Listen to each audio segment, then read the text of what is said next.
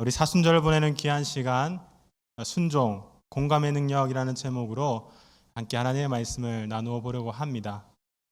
이 코로나가 시작된 2020년부터 지금까지 놀이처럼 유행하고 있는 마이어스 브릭스 그 유형 지표, 지금은 MBTI로 더 잘 알려진 그런 성격 검사에 대해서 다들 아시고 계실 것 같습니다.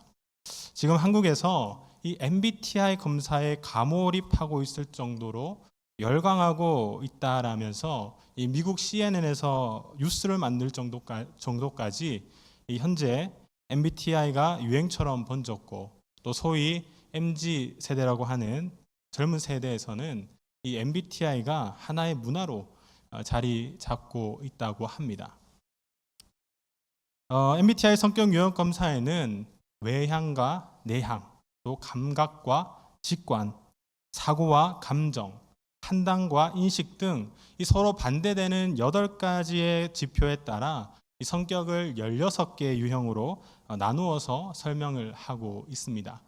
예를 들어서 제가 검사를 했을 때는 제 성격 유형 검사가 ENFP로 나왔었고, 또 이것은 E 외향, 또 N 직관, 그리고 F 감정, 또 P 인식이 높은 유형이다라는 의미가 됩니다. 아마 요즘 온라인에서도 쉽게 간이 검사를 해볼 수 있어서 우리 성도님들께서도 해보신 분들이 더러 있을 것 같습니다. 이처럼 이 MBTI라는 이 성격 검사가 하나의 놀이처럼 유행되면서 함께 떠오르는 단어가 있었는데요. 그것이 바로 공능제라는 신조어입니다. 여러분, 공능제라는 신조어 들어보셨습니까?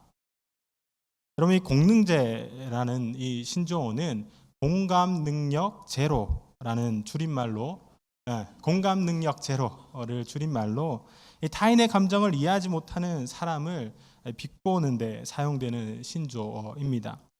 특별히 MBTI의 판단 기능을 나타내는 지표인 사고와 감정 사이에서 이 사고의 유형이 더 높게 나타난 사람들에게 흔히 보이는 유형이다라고 합니다. 여기서 공감이라는 단어는 이 흔히 상대방이 처한 상황과 그 상황에 그 상대방이 느낄 기분을 이해하고, 또 그러한 기분을 느끼는 그 상대의 입장을 깊이 이해하는 것. 쉽게 말해서 남의 의견이나 감정에 자기도 그렇다고 느끼는 행위를 뜻한다라고 합니다. 그리고 이러한 공감 능력은 잘 아시는 것처럼 모든 인간관계 또 삶에서 참 중요한 요소이지요. 최근에 이 감정 분위기 파악 못하는 그런 감정 문맹이 증가하고 있다. 스마트폰 세대 공감 능력 위기라는 제목의 그런 기사를 보게 되었습니다. 이 기사에 따르면 스마트폰의 사용이 인간의 그 공감 능력을 저해시키고 있다라고 전하고 있었습니다. 다시 말해서 이 디지털 시대가 시작되면서 스마트폰의 이 사용의 증가로 공감 능력이 저해되고, 또 감정적 소통을 축소해서 이제는 감정 소외까지 이어지고 있다라는 것입니다. 그리고 이것은 얼굴을 마주 보면서 하는 그런 소통의 부재로 인한 결과다라고 이야기를 합니다. 결국 이 때문에 여러 갈등을 포함해서 관계 단절이 심화되고 있다라는 것이 읽은 기사의 요지였습니다. 여러분, 어쩌면 우리는 이처럼 공감 능력이 결여된 시대를 살아가고 있는 것 같습니다. 상대방을 이해하지 못하고 늘 나의 주장이 많이 내세우는 그런 이기적인 시대, 상대의 아픔보다는 내 감정이 더 중요한 그런 어그러진 시대를 살아가고 있지 않습니까?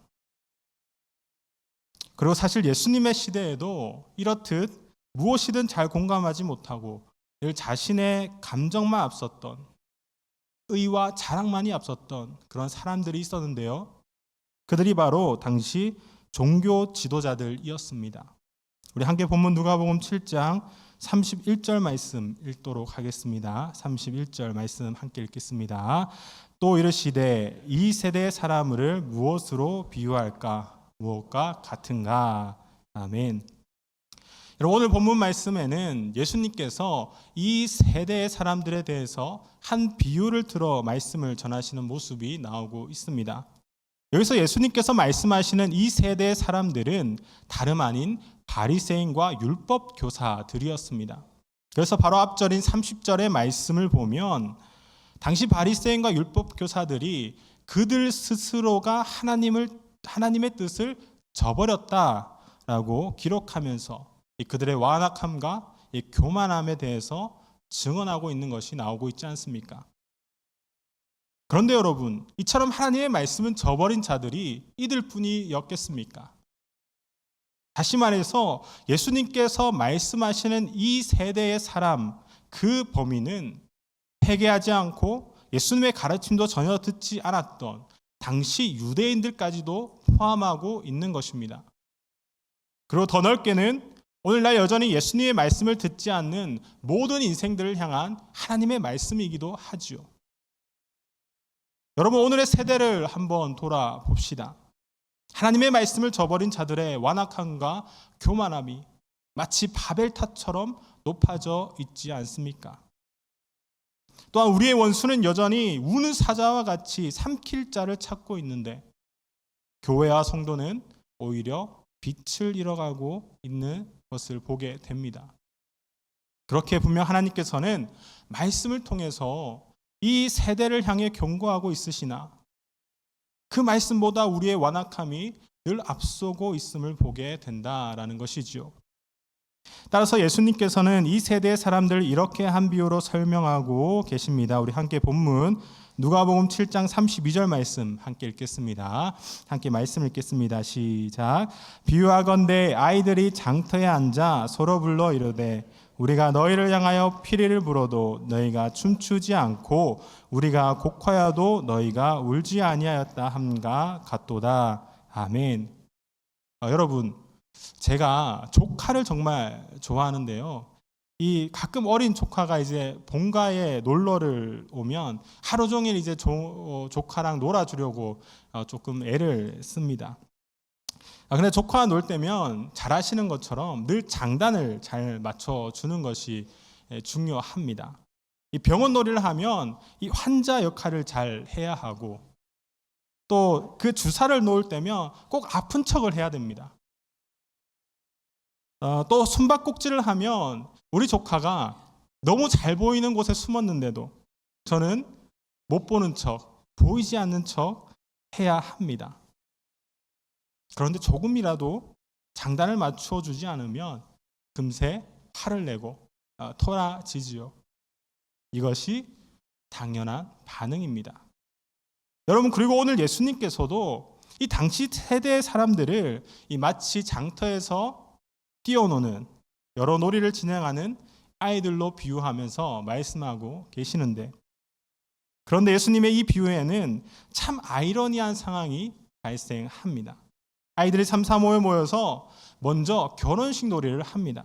그런데 여기에서 아이들만의 규칙이 있는 것 같습니다. 한 무리가 결혼식을 진행하면 한 무리는 이 그에 맞는 상황을 잘 연출해야 합니다. 피리를 불면 그에 맞는 춤을 추면서 최대한 잔치에 맞게 흥겨운 분위기를 만들어야 하지요. 그런데 정작 놀이에 들어가서 피리 부는 아이들이 피리를 불었더니 춤을 추기로 되어 있던 아이들이 춤을 추지 않습니다. 반대로 이번에는 순서를 바꿔 장례식 놀이를 합니다. 여기서 곡하는 아이들에 맞추어 상대는 가슴을 치며 슬퍼해 합니다. 그러나 여기서도 가슴 치며 울어야 할 그런 아이들은 그저 우두커니 서 있기만 합니다. 어떠한 반응도 하지 않습니다. 무관심합니다. 공감하지 못합니다. 이것은 결국 예수님의 말씀에 어떠한 공감도, 심지어 무시와 완악함으로 일관했던 자들을 향한 예수님의 비유가 되겠지요.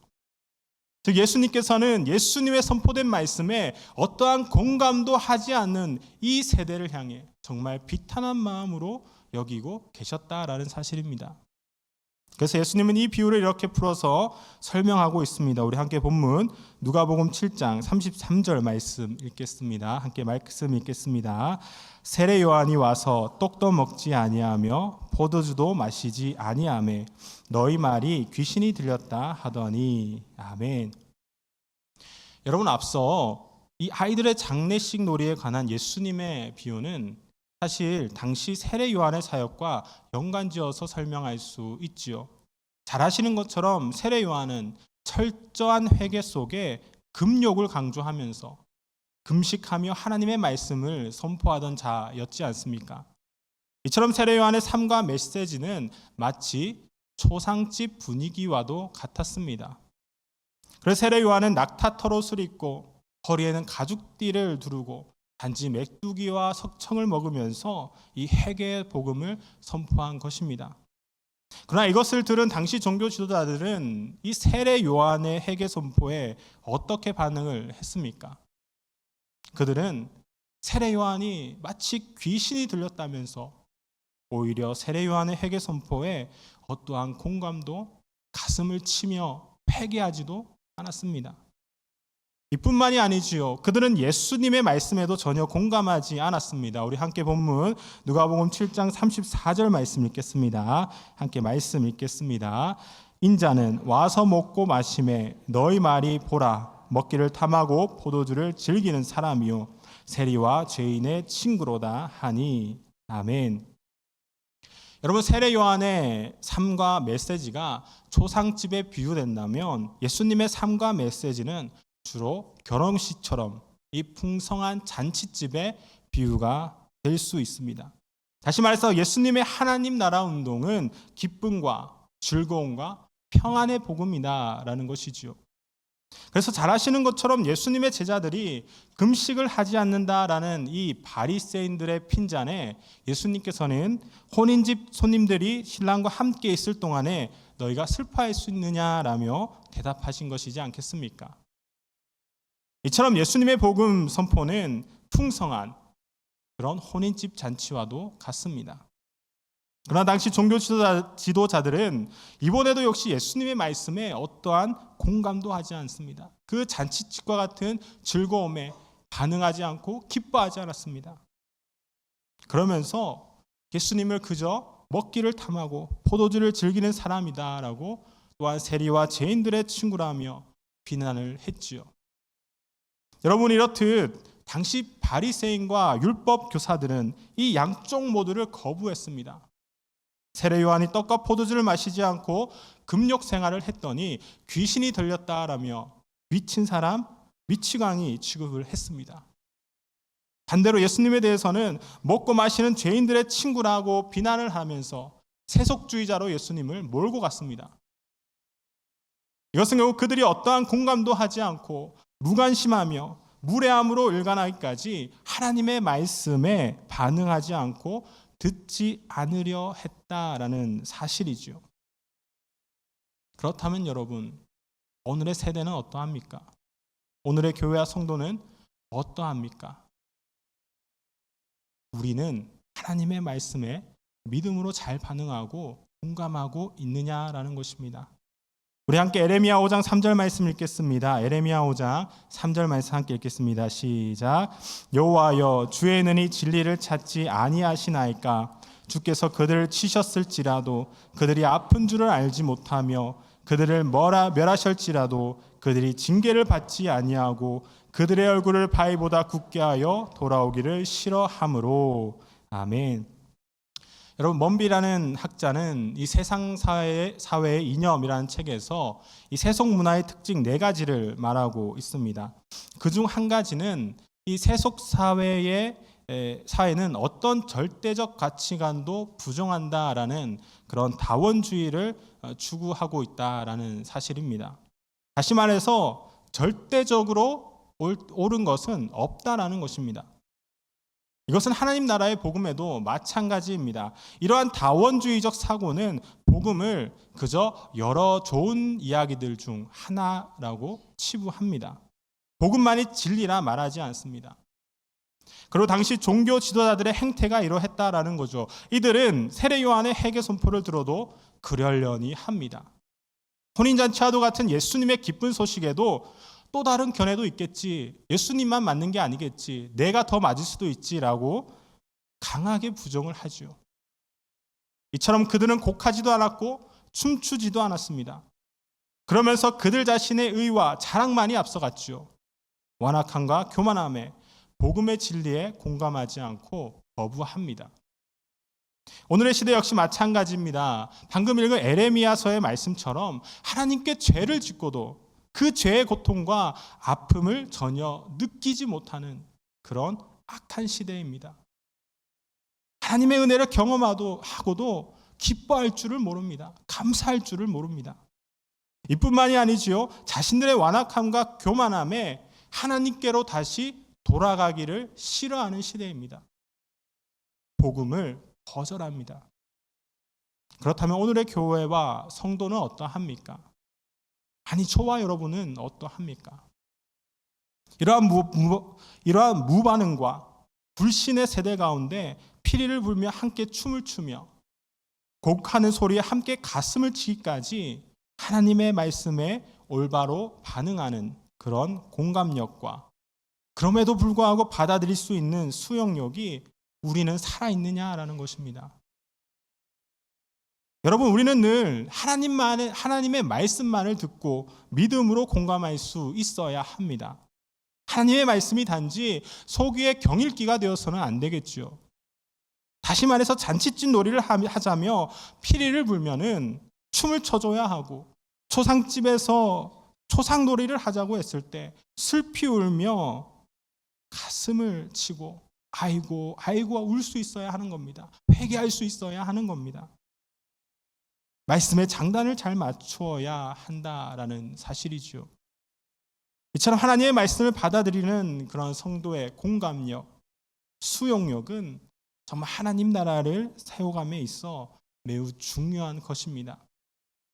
그리고 이러한 성도의 공감력, 수용력을 우리가 이제는 성경의 언어로 바꾸어 말해본다면 바로 순종이라고 할 수 있을 것 같습니다.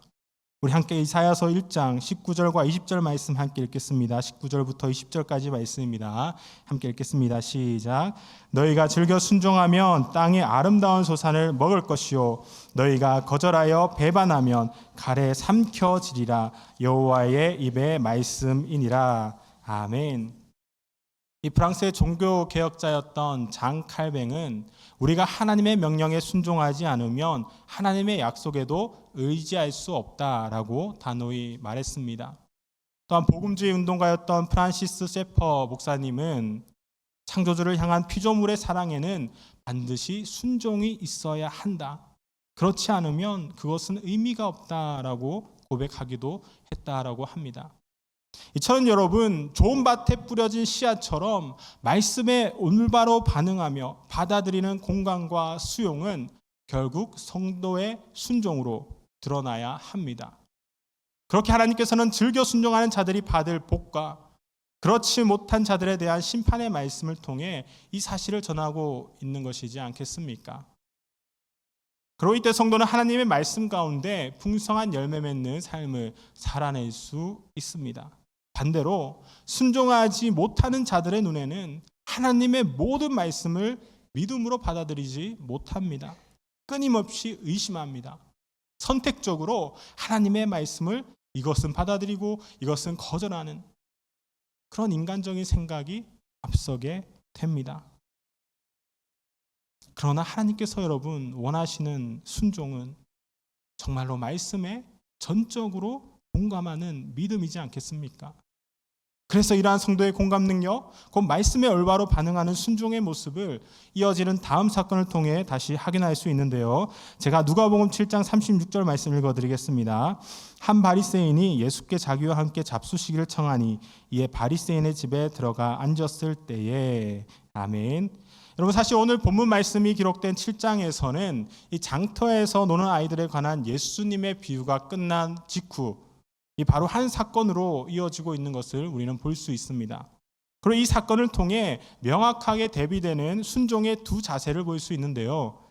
그것이 바로 한 바리새인 시몬과 향유 여인이라 일컬어지는 한 여자 죄인입니다. 잘 아시는 것처럼 한 바리새인 시몬은 예수님을 자기 집으로 초대했습니다. 이것은 당시 문화적 관습으로 볼 때 유명한 랍비나 선생님을 집으로 초대해서 토론하거나 또 대화하는 자리로 만드는 일이 종종 있었다고 합니다. 그래서 바리새인 시몬은 당대 유명해진 이 예수님을 자기 집으로 모신 겁니다.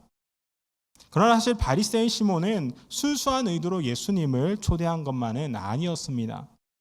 그저 바리새인에게 유명 인사인 예수님은 단순 호기심의 대상이었고 또 예수님의 복음에 관한 메시지에는 경계하며 여러 의심을 품고 있었습니다. 이때 정말 놀라운 한 사건이 발생하지요. 제가 이어서 누가복음 7장 37절과 38절 말씀 읽어드리겠습니다. 그 동네에 죄를 지은 한 여자가 있어 예수께서 바리새인의 집에 앉아 계심을 알고 향유 담은 옥합을 가지고 와서 예수의 뒤로 그 발 곁에 서서 울며 눈물로 그 발을 적시고 자기 머리털로 닦고 그 발에 입 맞추고 향유를 부으니. 아멘. 여러분, 죄를 지은 한 여자가 예수님을 찾아 바리새인 집으로 찾아갑니다. 아마 평소 예수님을 만나기를 정말로 간절히 소망을 했고 드디어 자기가 있는 동네로 예수님이 왔다라는 소식을 듣고 찾아가게 됐지요. 그런데 여러분, 잘 아시는 것처럼 당시 죄인의 신분의 여자라면 당연히 사회적으로는 정말 배척당하는 대상이지 않았습니까? 그렇게 감히 초청도 받지 않은 여자 죄인이 그것도 바리새인의 집으로 들어간다라는 것은 자기 목숨을 내어놓아야 할 수도 있는 그런 위험한 행동이었습니다. 그러나 그 여자는 오직 예수님만을 바라보며 나아갔습니다. 그리고 눈물로 예수님의 발을 적시고 자기 머리카락으로 그 발을 닦으면서 발에 입을 맞추고 자신의 전부인 향유를 붓습니다. 여러분, 여기서 중요한 것은 어쩌면 정말 무례할 수 있는 그녀의 행동이 도리어 오늘을 살아가는 성도가 닮아가야 할 그런 순종의 모습이 되었다라는 사실이지요. 우리 함께 누가복음 7장 50절 말씀 읽겠습니다. 우리 함께 말씀 읽겠습니다. 시작. 예수께서 여자에게 이르시되 네 믿음이 너를 구원하였으니 평안히 가라 하시니라. 아멘. 여러분, 앞서 말씀드린 것처럼 예수님을 정식으로 초대한 이 바리새인의 행동에는 늘 경계와 의심이 가득했습니다. 그래서 바리새인은 예수님을 초대했음에도 이 당시 유대 전통에 따른 그 어떠한 환대도 하지 않았습니다. 어쩌면 오늘 살아가는 교회와 성도의 모습이 이와 같지는 않습니까? 다시 말해서 말씀을 전적으로 공감하는 순종이 아니라 언제든 의심하며 말씀에 세상과 타협하며 말씀을 선택적으로 들었던 것이 우리의 순종이지는 않았냐라는 것입니다. 그러나 죄인인 향유 여인은 자신의 체면도 생각하지 않고 예수님을 찾아갔습니다. 심지어는 목숨을 내어놓고 예수님 앞에 무릎을 꿇었습니다. 예수님을 향한 사랑과 감사가 더 크기에 그저 전 재산인 향유라도 내어놓으면서 눈물을 흘릴 수밖에 없었습니다.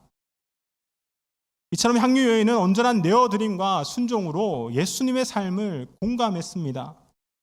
예수님의 말씀을 공감했습니다. 그리고 예수님께서는 향유 여인의 이러한 순종을 믿음이라고 선포했지요. 여러분, 바로 이것입니다. 성도가 회복해야 할 믿음이 바로 여기에 있는 것입니다. 즉 말씀에 올바로 반응하고 공감하는 그런 순종, 나의 체면과 상황과 여건에 상관없이 그저 은혜에 감격하여 드리는 순종이 바로 성도의 믿음이 되어야 한다는 것입니다. 그렇게 예수님께서는 이 땅의 죄 많은 인생을 향한 온전한 순종의 본이 되신 것이지 않겠습니까? 우리 함께 로마서 5장 19절 말씀 함께 읽겠습니다. 로마서 5장 19절 말씀입니다. 함께 읽겠습니다. 한 사람이 순종하지 아니함으로 많은 사람이 죄인 된 것 같이 한 사람이 순종하심으로 많은 사람이 의인이 되리라. 아멘. 여러분, 예수님께서는 온 삶을 통해 하나님의 말씀에 전적으로 공감했습니다.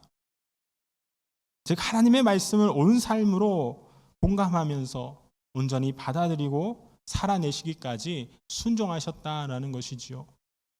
그리고 이러한 예수님의 순종은 선택적인 순종이 아니었습니다. 예수님의 순종은 온 세상의 죄를 대신해 죽기까지 했던 완전하고도 온전한 순종이었습니다. 이로써 죄인의 죽을 수밖에 없는 저와 여러분을 예수님을 믿음으로 하나님의 거룩한 자녀로, 의로운 자녀로, 백성으로 그렇게 변화시켜 준 것이지 않겠습니까? 이처럼 성도의 믿음이란 하나님의 말씀에 즉각적인 순종으로 응답하는 것에서 시작이 됩니다. 이때 순종하지 않는 저들로 인해서 여전히 세상은 악할지라도 그럼에도 불구하고 예수님을 쫓아 말씀에 온전히 순종하는 자들을 통해 하나님의 나라는 확장될 것입니다. 더 나아가서 이 믿음으로 끝내 성도의 참된 승리로 이끌 것입니다. 그리고 이것이 바로 저와 여러분이 믿음으로 감당해야 할 사명이지 않겠습니까? 우리 함께 본문 누가복음 7장 35절 말씀 읽겠습니다. 7장 35절 말씀 함께 읽겠습니다. 지혜는 자기의 모든 자녀로 인하여 옳다함을 얻느니라. 아멘. 여러분, 오늘의 비유는 이 예수님의 마지막 말로 끝나고 있는데요. 예수님께서는 지혜는 자기의 모든 자녀로 인하여 옳다함을 얻는다라고 말씀을 하셨습니다. 여기서 지혜는 단순한 인간의 지식을 말하는 것은 아닙니다. 여기서 지혜는 인간의 모습으로 인격화된 그런 지혜를 의미합니다. 그리고 인간의 모습으로 표현된 이 지혜는 곧 예수님을 뜻하지요. 또한 공간복음인 이 마태복음의 병행 구절에서는 이 자녀라는 단어 대신 행한 일로 기록하고 있습니다.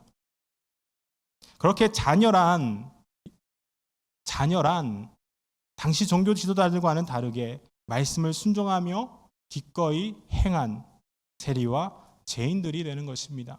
더 나아가서 오늘을 살아가는 성도, 저와 여러분이기도 합니다. 따라서 비유가 끝난 후 예수님의 마지막 말씀은 그때그때 바르게 응답하여 공감하기까지 이 말씀에 순종하는 자녀들로 인해서 이 지혜로우신 예수님은 세상으로부터 옳다라고 인정하심을 받고 또 영광을 받으신다라는 의미가 되는 것입니다. 여러분, 바로 이것입니다. 성도의 순종은 하나님의 영광으로 드러내는 복된 사명입니다. 하나님의 영광을 나타내는 사명이라는 것입니다. 이제 예수님처럼 하나님의 말씀에 바로 응답하는 그 공감의 능력, 곧 순종의 믿음이 우리 안에 다시 회복되기를 원합니다. 그래서 하나님의 영광이 온 땅에 충만하여 모든 어둠이 물러가기까지 성도의 복된 사명을 잘 감당하기를 소망합니다. 말씀을 정리하도록 하겠습니다. 우리 함께 히브리서 5장 8절부터 10절까지의 말씀 함께 읽겠습니다. 히브리서 5장 8절부터 10절까지의 말씀입니다. 그가 아들이시면서도 받으신 고난으로 순종함을 배워서 온전하게 되셨은즉 자기에게 순종하는 모든 자에게 영원한 구원의 근원이 되시고 하나님께 멜기세덱의 반차를 따른 대제사장이라 칭하심을 받으셨느니라. 아멘. 사랑하는 우리 내단교회 성도 여러분, 슬피 울어야 할 때 슬피 울 수 있어야 하고 기뻐 피리를 불어야 할 때는 함께 춤추고 즐거워할 수 있어야 합니다. 다시 말해서 하나님의 말씀 앞에 장단을 잘 맞추어야 한다라는 것입니다. 그렇기에 믿음이란 바른 응답입니다. 즉 하나님의 말씀을 깊이 공감하고 받아들이려는 그런 마음이 중요한 것입니다. 그리고 성경의 언어로 우리는 이것을 순종이라고 할 수 있을 것 같습니다. 여러분, 사순절을 보내는 귀한 시간, 이 세상의 죄를 대신해 죽기까지 고난받으신 우리 예수님의 순종을 더욱 깊이 묵상할 수 있기를 바랍니다. 또한 예수님의 철저한 순종이 있었기에 이제는 죽음을 이기시고 부활 가운데 승리하시면서 온전하게 되셨음 또한 기억할 수 있기를 바랍니다. 이제 영원한 대제사장 되신 예수님을 더욱 믿음으로 하나님의 모든 말씀에 공감하기까지 기꺼이 순종할 수 있기를 바랍니다. 비록 우리의 순종이 자기 십자가를 져야만 하는 그런 고통의 고난의 길일지라도 말입니다. 그래서 순종의 끝에 이제는 우리가 함께 누릴 하나님의 영광만을 바라보면서 날마다 복된 사명을 믿음으로 잘 감당하는 내단교회 성도와 성도의 온 가정이 되기를 간절히 축원합니다. 기도하겠습니다. 사랑과 은혜가 풍성하신 하나님 아버지, 사순절을 보내는 귀한 시간 하나님의 말씀을 듣게 하심을 너무나 감사드립니다. 사랑의 주님, 날마다 말씀에 바르게 공감하는 그런 순종의 삶을 살아내기를 원합니다. 그러나 여전히 말씀 앞에 바로 서지 못했던 연약함을 이 시간 회개하오니 말씀에 전적으로 순종하지 못했던 우리의 모든 죄를 주님 용서하여 주시옵소서. 이제 모든 것을 내어드리는 순종의 믿음이 다시 회복되기를 원합니다.